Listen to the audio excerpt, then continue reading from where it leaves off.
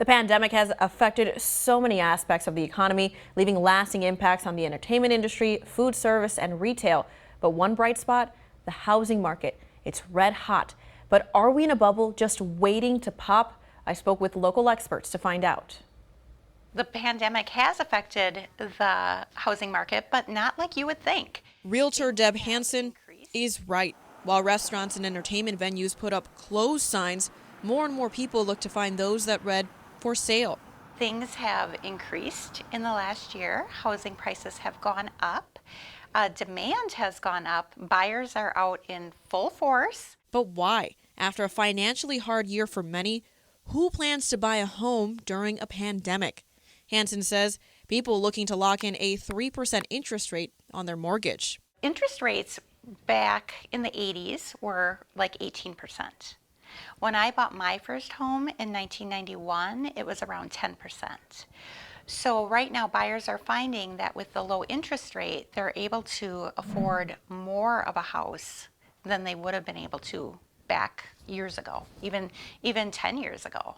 The idea of paying less per month on a home to call his own is what prompted Chris Jorgensen to finally commit to buying one.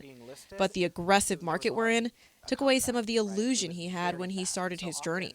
Prior to this, when I'd watch TV shows and HGTV, you picture yourself, oh, I have some time to look at this house, and I've got a couple days, and then you place an offer, and then maybe it's a little bit lower than the price, and then they come back. So that entire process was non-existent.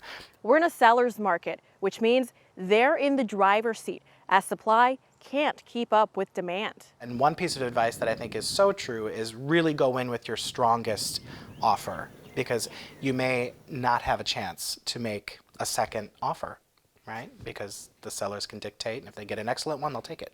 This was not the case 13 years ago during the Great Recession. The 2008 house bubble is driven by the substandard mortgage and also the poor understanding of the financial instrument. At that time, people, they don't have financial ability to pay for their mortgage, but they are still approved for mortgages. Lou says now mortgage standards are much higher. That, coupled with the positive impacts of the pandemic on the market, tell a different story in 2021. Plus, there are some key fundamental drivers, like the low interest rate and also demand for more space and economic stimulus. But what goes up must come down.